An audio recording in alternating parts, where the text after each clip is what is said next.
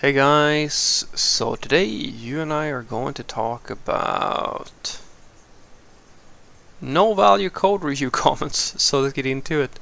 So the question in question was a follow-up to the last one, I think. Hi Frederick, how would you suggest how can you avoid giving code review comments that add no value?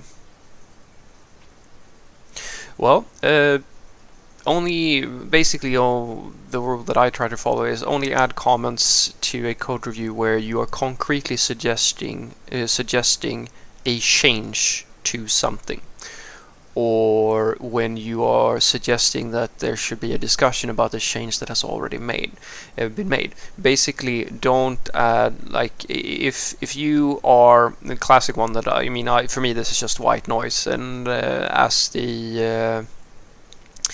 as the social butterfly that I am, I've realized that when this happened, rather than just being very annoyed, I just default immediately to my standard answer. Which, if you've ever worked with me, you're going to see it at some point. If you give me a comment like "this name could be nicer" on my variables or whatever it might be, or "this thing could be nicer," when you say the term this whatever blank nicer, I immediately just default to saying, what would you like it to be?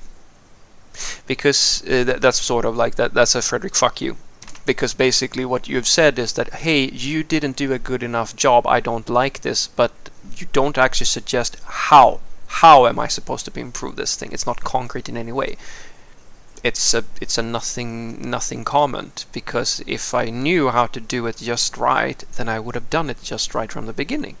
But since I didn't, I probably couldn't come up with something better. And you and your infinite wisdom, it would be really nice if you helped me, the mere mortal, to understand how to please you.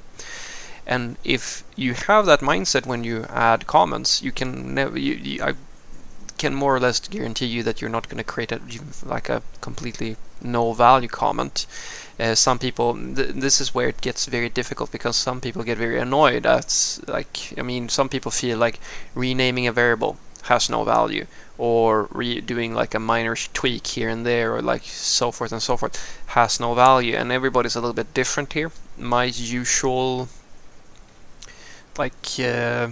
standpoint is that the range of what is valuable is subjective, and some people want things to be written in different ways, even though it's semantically the same way. A classic one is, you used an ES5 function, why did you do that? You should have used an ES6 function if you're doing that. Like, it doesn't have to be JavaScript, but I usually refer to JavaScript.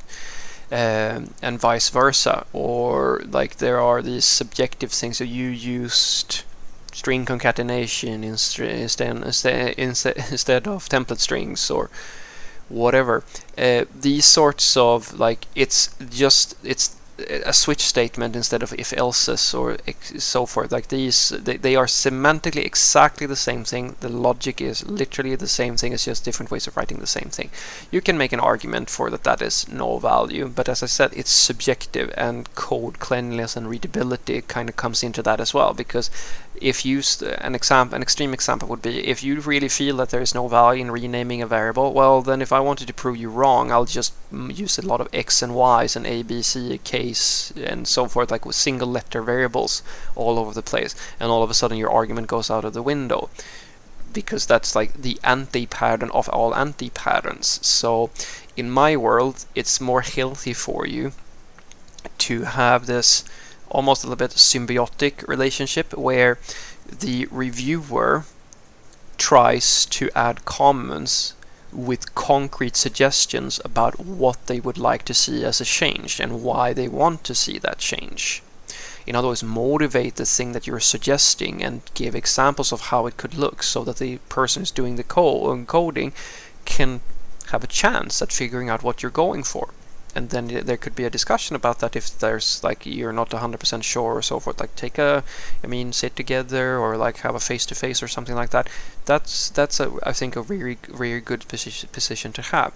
And the reviewer sort of tries to understand that the person, you might be annoyed because that's a classic one. You're stressed, you have like a short deadline, or etc., etc. There might be 100 things going on that makes you feel like, oh, do I really need to go back and fix this variable or like this function or add tests, etc., etc. And I go, well, you could skip it, but the reality is that this person has taken the time to review your code, and since you're supposed to work as a team, it's important for you to understand that you're not the only person working on the code.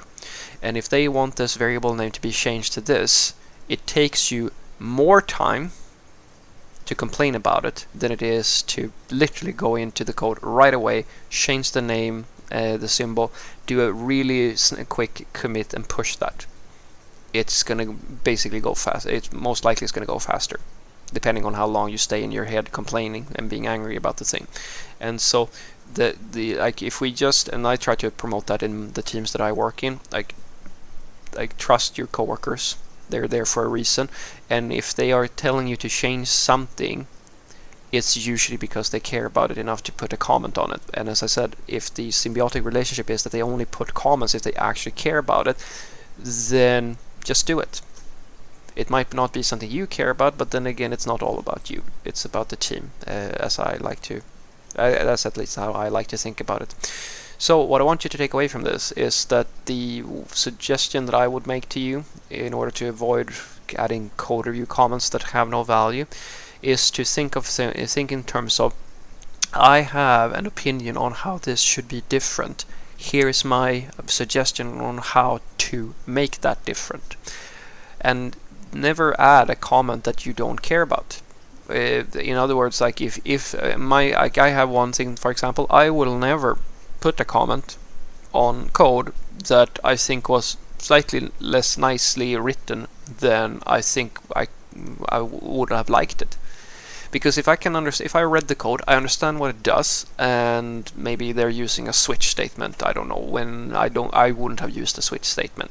But I see that it works, and I see that there's really no problem with it. It's more my personal gut that tells me that, yeah, this could have been a little bit nicer. I never put a comment on that, because there is no value to it. To me, it's sort of, if you ask someone to have a conversation with you in a spoken language, if they use a set of words that you wouldn't have used to express yourself, but it's the same, it's the end result, or like the meaning of the words are basically the same as some other way of like doing it, do you, like, assuming that they weren't being offensive, do you feel the need to correct them? Oh no, you said A, B, and C. You should have said C, B, A. To me, that's like being a dick, basically. And I don't do that. I only, as I said, try to put comments that where I say that, yeah, we should have a few test cases for this scenario. These are the test cases that I would like to see. Or this code was written in this way. It was a bit better if we did it this way because A, B, and C would be improved, etc., etc. Actually motivate why you're suggesting things.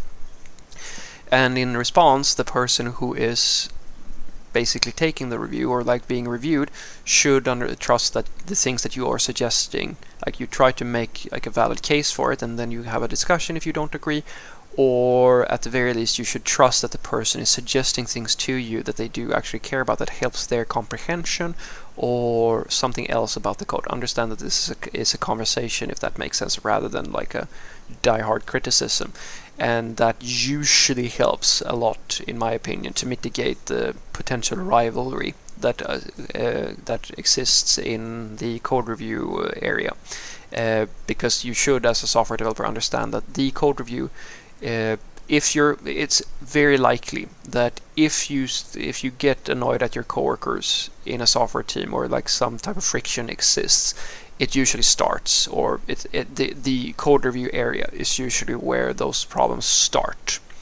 And if they don't start there, they're definitely going to live there. So that's why it's so important to establish trust and a good dialogue and some type of norms for how you do code reviews with your coworkers, so you don't have all these sorts of like misunderstandings and miscommunications that lead to resentment and so forth, because nobody wins when you get into that space. Have a great day.